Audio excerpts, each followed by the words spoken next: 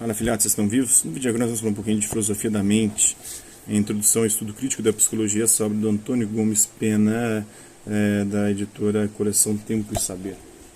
Essa obra aqui.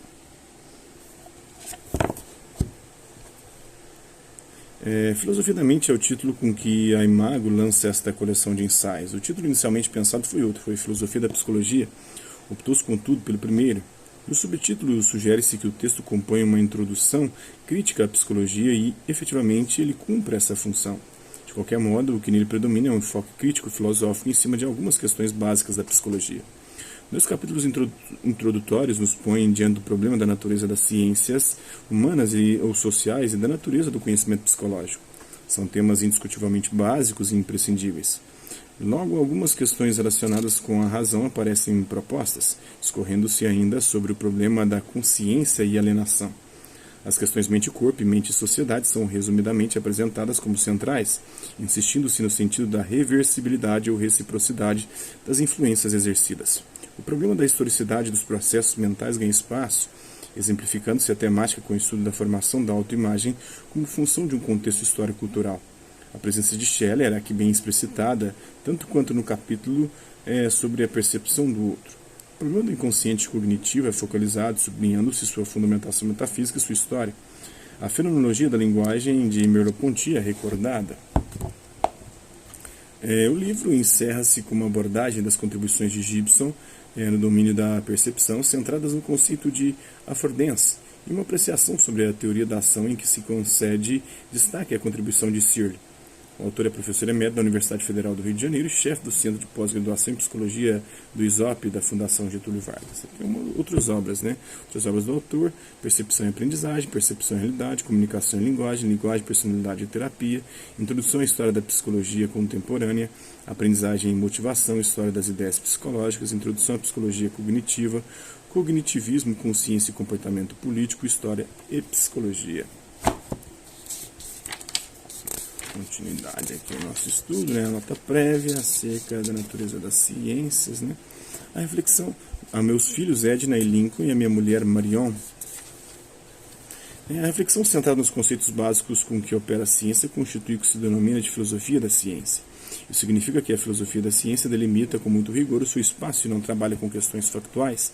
Na realidade, estas compõem o domínio da ciência e é com elas que os cientistas convivem. Daí decorre que se possam distinguir questões científicas e questões metacientíficas. Essas se caracterizam como de segunda ordem e não são, pois, questões científicas. Não se pensa, todavia, que elas nada signifiquem quando comparadas às questões de primeira ordem, ou seja, com as questões científicas, na verdade, revelam-se em extremo significativas na medida em que se exprimem sob a forma de exames rigorosos sobre temas envolvendo filiações históricas, adequação de métodos, níveis de inteligibilidade. Na área que nos interessa, ou seja, na área das ciências humanas, o primeiro tema a ganhar importância é o que põe em dúvida o seu próprio caráter de ciência. Por igual, grande relevo alcançam questões como a da natureza dos fatos sociais, sua dimensão histórica, sua impregnação de valores e sua significação. Assinale-se que o espaço explorado pelos filósofos da ciência é muito amplo, nele se destacando principalmente os segmentos ocupados pela epistemologia e pela história da ciência. Entre os que operam nesses segmentos, as trocas de informações se revelam em extremo ricas e significativas, conforme registra o Canguilhem em Estudos de História e de Filosofia da Ciência. De resto, uma das interpretações envolvendo o significado desses dois compartimentos da filosofia das ciências é o de que a história da ciência não é apenas a memória do saber científico. Na verdade, ela desempenha um papel de laboratório da epistemologia, correspondendo-lhe à condição mesma de teoria experimental do espírito humano. Particularmente temos sublinhado seu imenso significado no campo da psicologia, na medida em que nele desempenha o papel de método extremamente fecundo e alternativo para o estudo das estratégias de solução de problemas e para a adequada detecção dos momentos de insight que nos proporciona a descoberta de problemas novos. Vale assinalar que o trânsito da filosofia da ciência para a própria ciência está sempre aberto, mostrando-se livre. Todo cientista que se detém em questões conceituais ou de segunda ordem investe-se da condição de filósofo da disciplina que cultiva. Nesses momentos, efetivamente, não produzem ciência, comportando-se como filósofos e operando ao nível da metaciência. Tal o caso do F. Jacob, o mesmo de Hamburger, o primeiro Nobel em biologia e o segundo notável no domínio da nefrologia.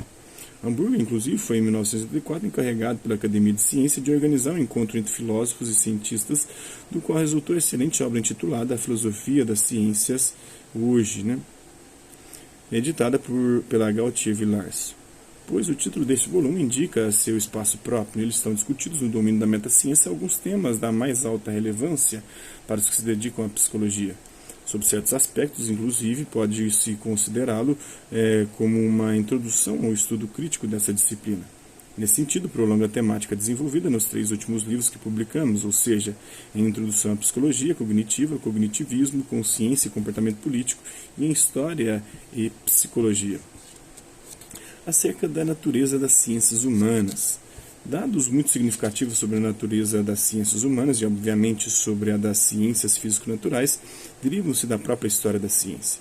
O primeiro deles, de resto, favorecendo a tese positivista da inclusão das ciências humanas no domínio das ciências físico-naturais, nos é fornecido pela superação do dualismo que dominou tanto a Antiguidade como a Idade Média acerca da própria natureza do universo, marcando o início da modernidade.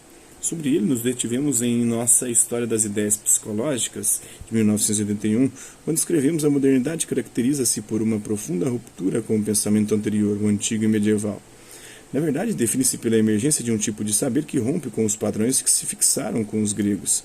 Nela assiste-se ao advento do que o Coiré chama de universo da precisão, por oposição ao universo do mais ou menos que prevaleceu em relação ao mundo sublunar entre os gregos. Estes jamais admitiram que a exatidão ou o rigor pudesse valer para o mundo terrestre. Obviamente, essa perspectiva respondeu por algumas consequências importantes, como sem dúvida o foram a ausência de maquinismos, tecnologia e mesmo de uma física. Embora sustentando o universo da imprecisão para o mundo sublunar, conceberam os gregos que no mundo celeste prevaleceria a exatidão. O que se propunha, então, era um universo dividido, uma oposição entre o céu e a terra. A superação desse antagonismo ocorre com a modernidade, processa-se graças a Galileu, a ele correspondeu o trabalho de unificação, com ele fundiram-se a física celeste e a terrestre, com ele se inicia um novo modo de pensamento que Kurt Lewin, em 1935, definiu como expressivo de uma teoria de campo, por oposição ao modo aristotélico caracterizado como expresso em termos de classe. Na verdade, a tese do dualismo exprime rigorosamente o pensamento de Platão ao desenvolver sua teoria das ideias.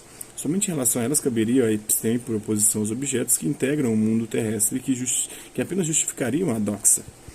Com Galileu, então, conforme se assinala acima, a modernidade unifica o universo, mostrando que as leis que regulam os corpos celestes por igual regulam os eventos que ocorrem na Terra.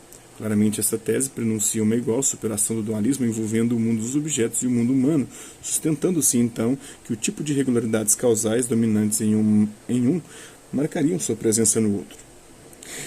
Essa tese, apresentada de modo muito claro no sistema de lógica do John Stuart Mill, repete-se ao longo da evolução do positivismo, com Ayer, por exemplo, nos anos 30.